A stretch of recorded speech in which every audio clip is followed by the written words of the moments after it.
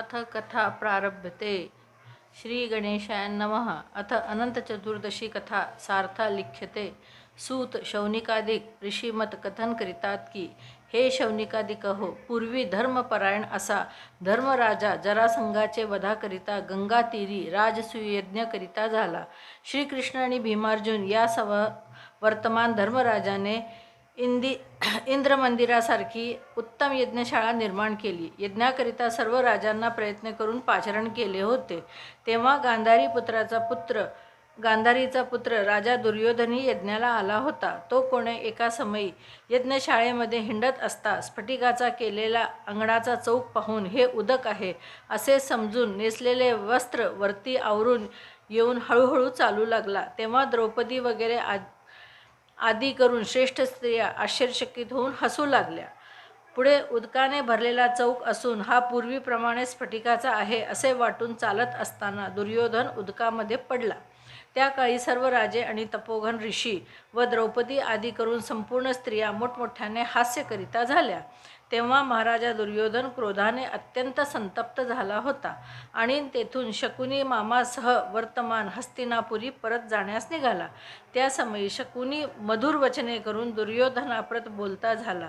ते असे की, हे राजा दुर्योधन, पुढे काही बरेच मोठे कार्य करायचे आहे, तरी त्या कामास्तव या महाक्रोधात सोडून दे आणि लवकर उठ व त्या यज्ञमंडपात चल.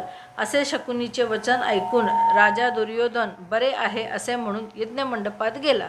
नंतर यज्ञ संपूर्ण झाल्यावर यज्ञाला आलेले संपूर्ण राजे आपापल्या राष्ट्रांमत निघून गेले. दुर्योधन आपले मित्र राजे यासह वर्तमान हस्तिनापुराप्रत येऊन पुढे धर्म, भीम, अर्जुन आदी करून सर्व पांडवांना बोलून आणीता झाला आणि धूत खेळण्यास आरंभ करून निष्पाप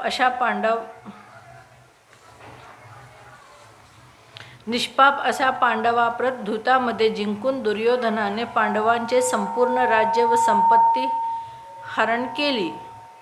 नंतर द्यूतामध्ये जिंकले गेलेले असे पांडव वनवासाला निघून गेले.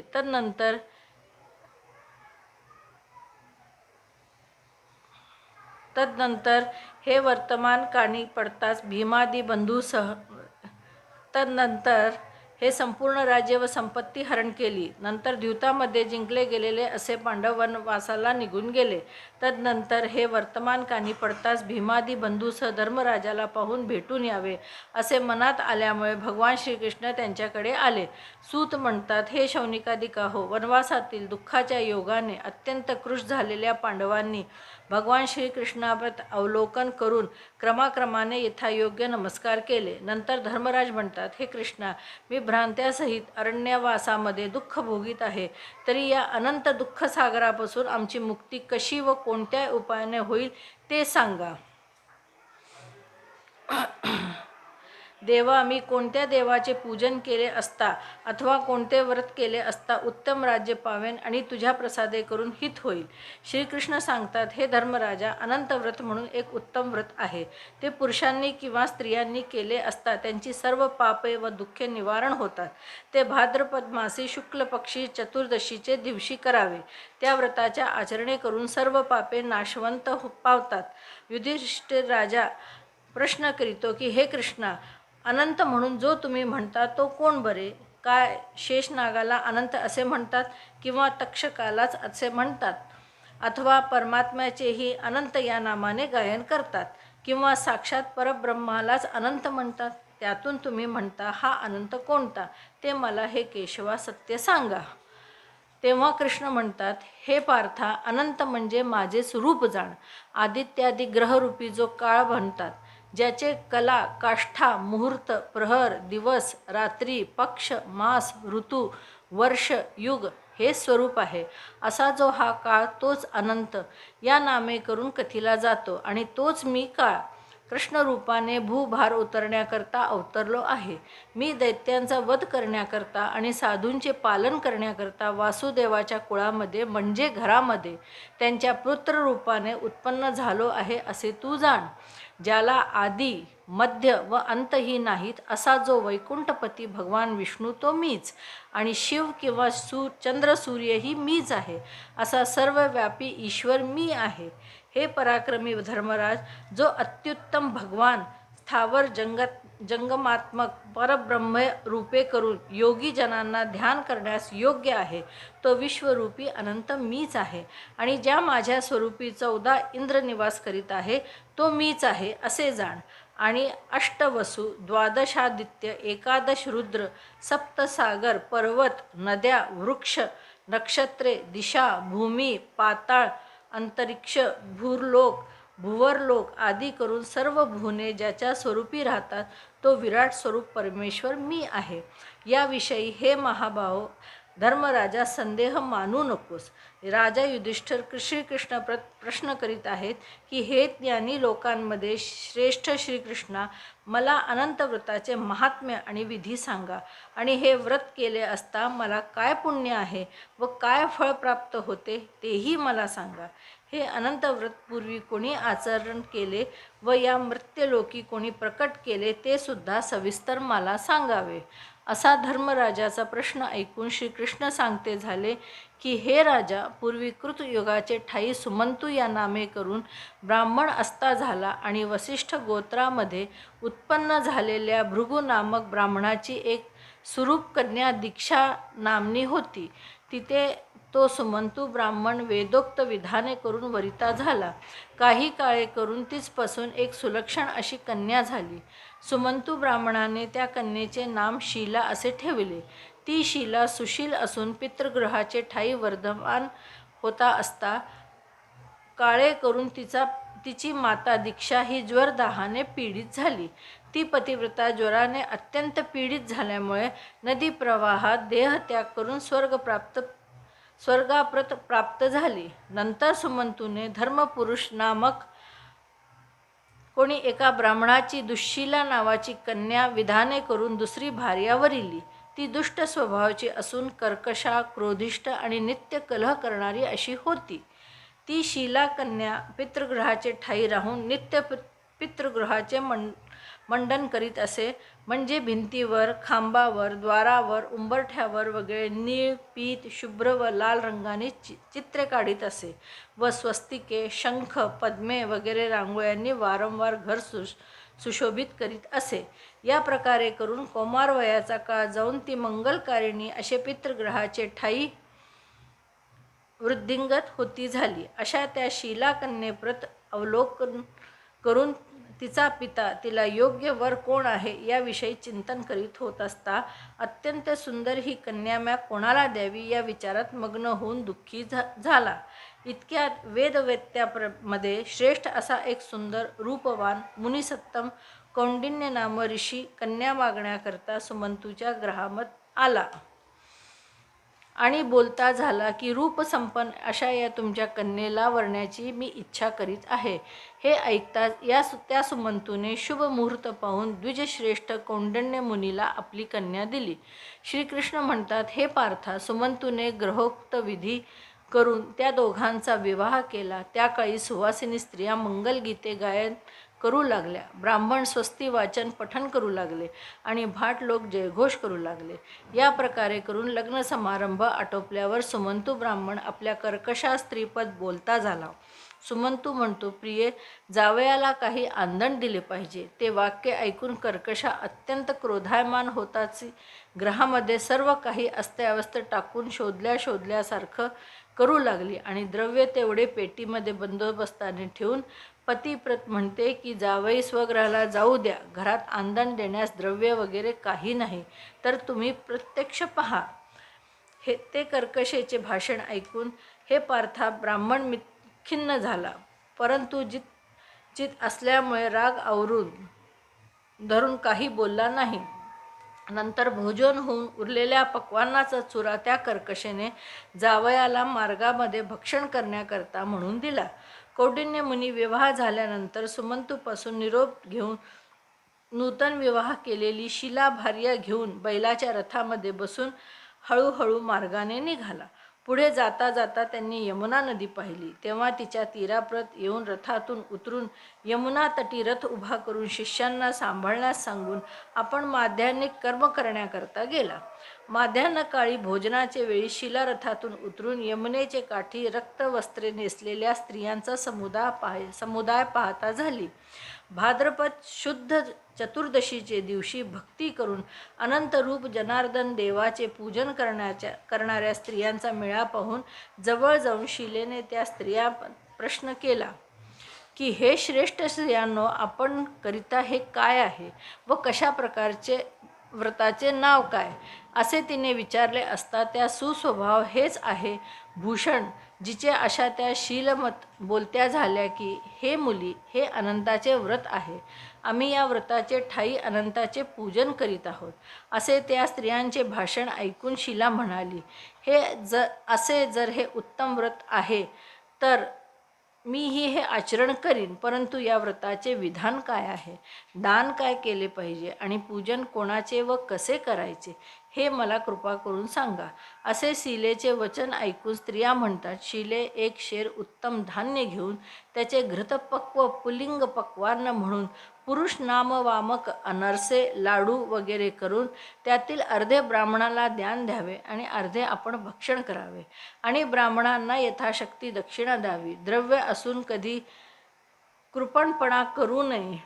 हे व्रत सरोवरातीरी करून कथाश्रवण करावी. दर्भाचा 5 किंवा 7 फणांचा शेष नाग करून वंशपात्रामध्ये परडीत ठेवावा आणि स्नान करून प्रथम शेषाची पूजा करून त्याच्या पुढे मंडळ देवतावर केशर कुंकुम चर्चित दोरखरूपी अनंताचे गंध, पुष्प, धूप, दीप इत्यादी उपचारांनी नाना पक्वान्नयुक्त नैवेद्यादी करून पूजन करावे. नंतर तो चतुर्दशी ग्रंथयुक्त अनंत दोरक पुरुषांनी आपल्या उजव्या हातामध्ये व स्त्रियांनी डाव्या हातामध्ये अनंत संसार या पुढील मंत्राने बांधावा.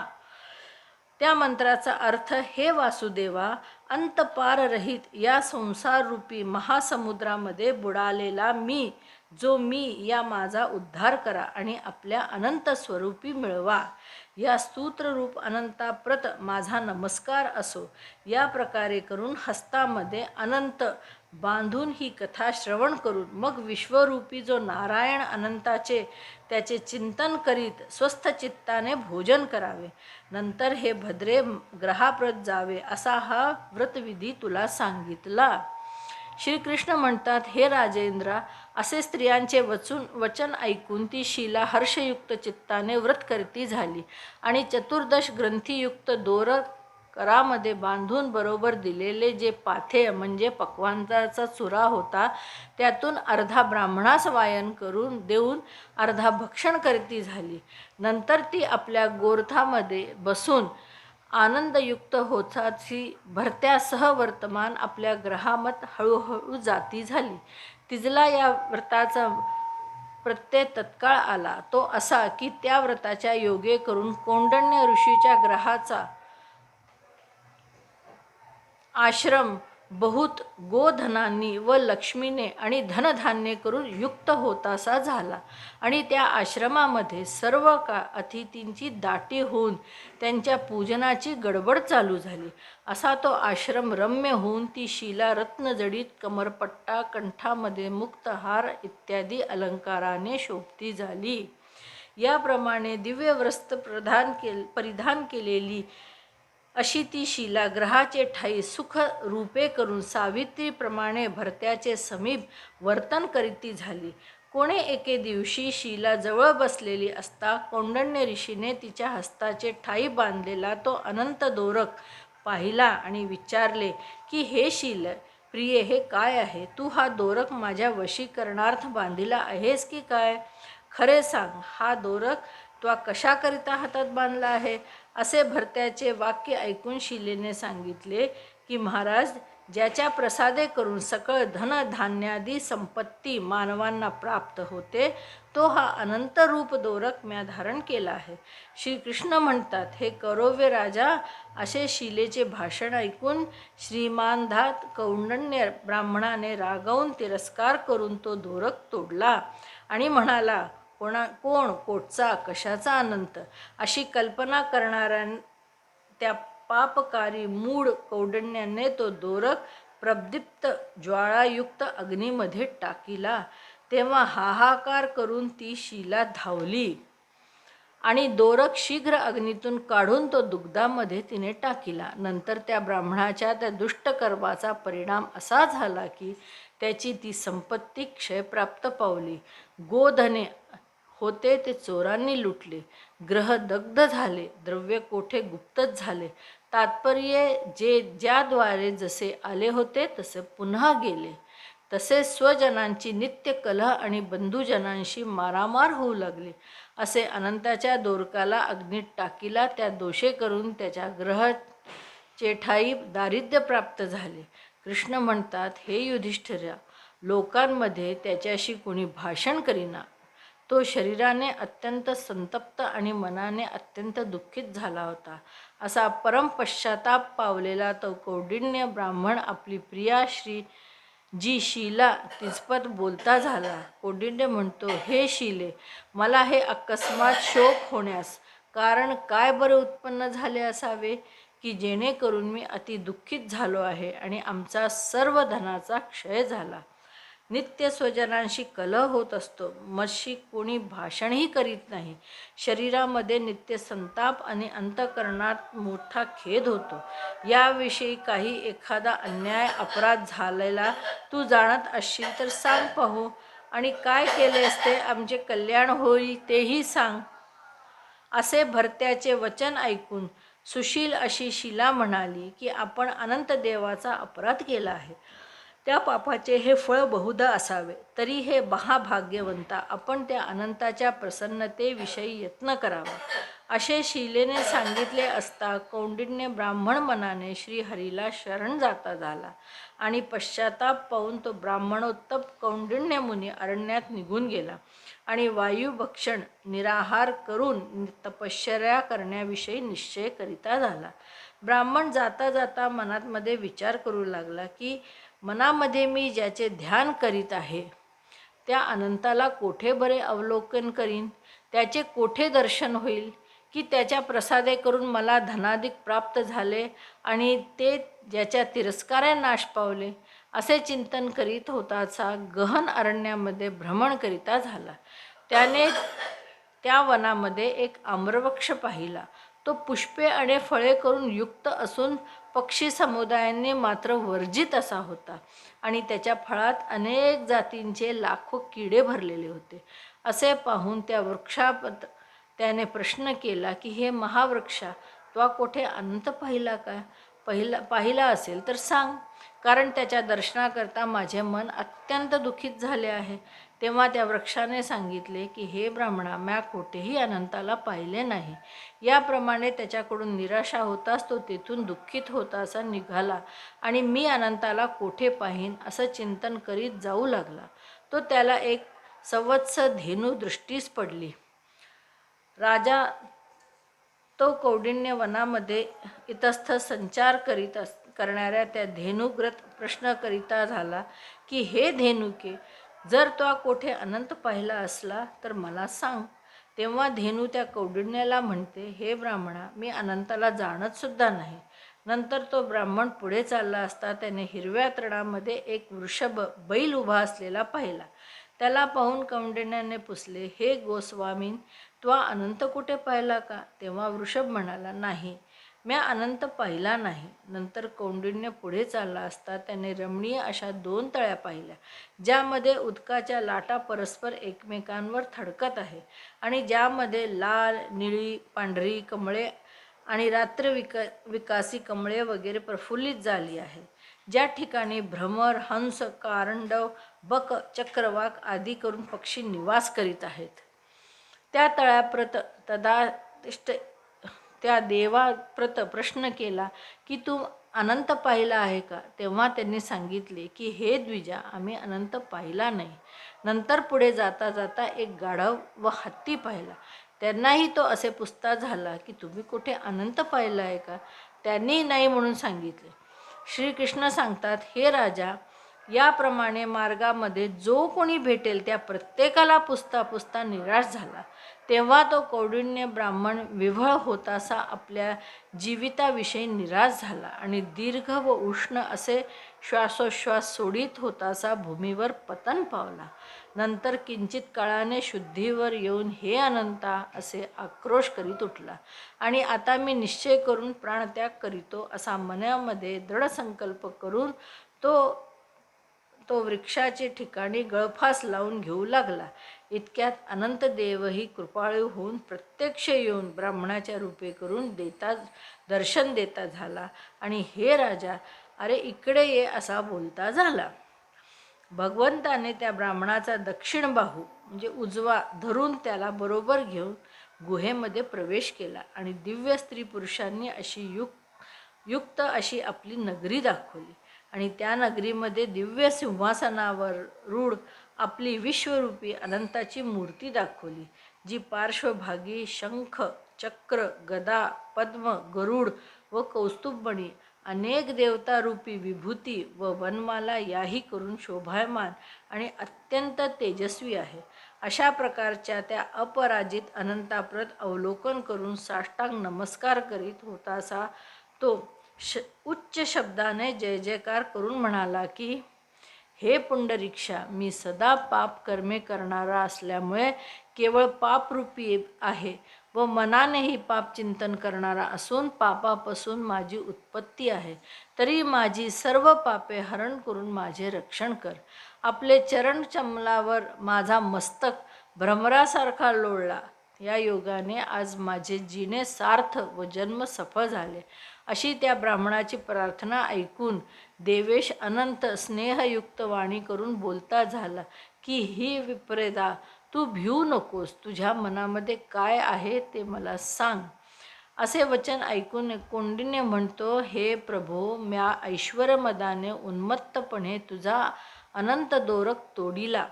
त्या पापाचा परिणाम असा झाला की एकाएकी माझे संपूर्ण ऐश्वर्य नाशाव्रत झाले आणि स्वजनांशी कलह होऊ लागला. मजबरोबर कोणी भाषणही करेना. तेव्हा मी अत्यंत खेद पाहून तुझ्या दर्शनाच्या इच्छेने अरण्यामध्ये भ्रमण करीत होतो. इतक्यात हे अनंत देवेशा, आपण कृपा करून दर्शन दिले. तरी आता म्या दोरक तोडल्या त्या पापाची शांती कशी होईल हे सांगण्यास आपणच योग्य आहात. श्रीकृष्ण म्हणतात, हे धर्मराजा, ते कौंडिन्याचे वाक्य श्रवण करून त्याप्रत अनंत देव भक्तीने संतोषित होतासा बोलता झाला. हे राजा, अनंत देव प्रसन्न झाला असता काय बरे देणार नाही? जे जे पाहिजे ते देईल. अनंत देवांनी सांगितले की, कौंडिन्या, तू आता आपल्या ग्रहाप्रत जा, विलंब करू नकोस आणि भक्तिपूर्व 14 वर्षेपर्यंत अनंतव्रत आचरण कर. तेणे करून सर्व पापापासून मुक्त होतासा तू उत्तम सिद्धिमत पावशील आणि पुत्रपौत्रांची प्राप्ती होऊन यथेच्छ भोग भोगून निरंतर माझे स्मरण राहिल्यामुळे अंतिम मजप्रत पावशील, यात संशय नाही. आणि दुसराही एक वर सर्व लोकांवर उपकार होण्यासारखा असा तुला देतो.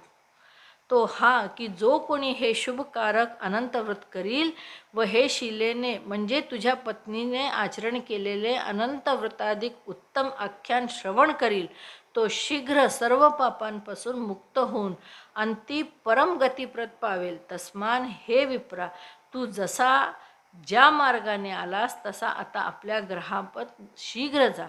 कौंडिन्य ब्राह्मणाने भगवंताला पुसली की, हे प्रभो, मी कौतुके करून काही आपणास विचारतो, ते आपण मला सांगावे. हे जगद्गुरो, मी अरण्यामध्ये भ्रमण करीत असता जे पाहिले ते काय आहे? म्हणजे मी एक आम्रवृक्ष पाहिला, तो कोण? गाय पाहिली, ती कोण? वृषभ पाहिला, तो कोण? दिनरात्री विकासी श्वेत रक्त निळ कमळादिकांनी सुशोभित अशा तळ्या पाहिल्या, त्या कोण? गर्दभ पाहिला, तो कोण? हत्ती पाहिला, तो कोण? आणि शेवटी वृद्ध ब्राह्मण पाहिला, तो कोण? असा ब्राह्मणाचा प्रश्न ऐकून अनंतांनी सांगितले की, कौंडिन्या, जो तू आम्रवृक्ष पाहिलास तो पूर्वजन्मी वेदशास्त्रांमध्ये पारंगत असा ब्राह्मण होता, परंतु त्याने शिष्याला विद्या शिकविली नाही. तेणे करून वृक्षजन्म आणि पूर्वजन्मी जशी त्याची विद्या निष्फळ झाली, तशी या वृक्षजन्मीही त्याची फळे निरुपयोगी झाली. आणि जी काय पहिली ती पूर्वी बीज हरण करणारी पृथ्वी होय.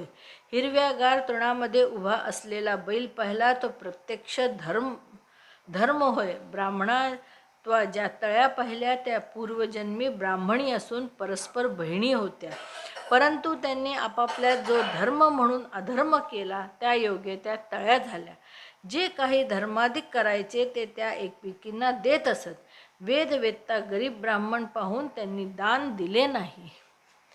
किंबहुना भिक्षार्थी याचकास भिक्षाही त्यांनी घातली नाही.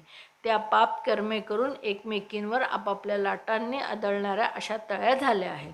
आणि जो गर्दभ पाहिलास तो प्रत्यक्ष तुझा क्रोध जाण, हत्ती पाहिलास तो तुझा मद गर्व जाण, आणि वृद्ध ब्राह्मण पाहिला तो मीच अनंत, आणि गुहा पाहिलीस ते जन्म मरण रूप संसारगवर जाण. असे त्या ब्राह्मणाप्रत भाषण करून ते देवादिदेव भगवान अनंत त्या ठिकाणीच अंतर्धान पावते झाले. नंतर हा सर्व प्रकार स्वप्नतुल्य झाला असे अवलोकन करून तो ब्राह्मण आपल्या ग्रहापत आला. हे पांडुनंदना, पुढे त्याने 14 वर्ष अनंत व्रत आचरण करून प्रत्यक्ष अनंताने जसे वरदान दिले होते त्याप्रमाणे सर्व भोग भोगून अंतकाळी अनंताचे स्मरण होऊन तो ब्राह्मण अनंतपुरापत जाता झाला. तूही राजा अनंत व्रत आचरण करून ही कथा श्रवण कर. म्हणजे भगवान अनंताची कौंडिन्याला जसे सांगितले तसे तुझेही संपूर्ण चिंतित मनोरथ पूर्ण होतील. असे हे सर्व व्रतांमध्ये उत्तम व्रत हे राजा तुला मी कथन केले, की जे श्रवण केले असता सर्व पापांपासून मनुष्य मुक्त होतो, यात संशय नाही. कोणी पुरुष हे आख्यान पठन करीत असता जे निरंतर श्रवण करीतात किंवा जे स्वयं पठन करतात तेही पाप निमुक्त होतात, हरीच्या पदापर्यंत पावतील. कृष्ण म्हणतात, हे कुरुकुलोद्भवा धर्मराजा, जे या संसाररूपी गहन अन्नातील गुहांचे ठाई सुखाने विहार करू इच्छितात तेही त्रिभुवनेश्वर अनंत देवाचे पूजन करून दक्षिणकरांचे ठिकाणी अनंत दोरक बांधतात आणि अनंताचे स्मरणपूर्वक सकळ भोग भोगून शेवटी वैकुंठामत गमन करीतात. इति श्री मदन अनंत व्रतकथा सार्था समाप्त. श्रीमद अनंतार्पणमस्तु.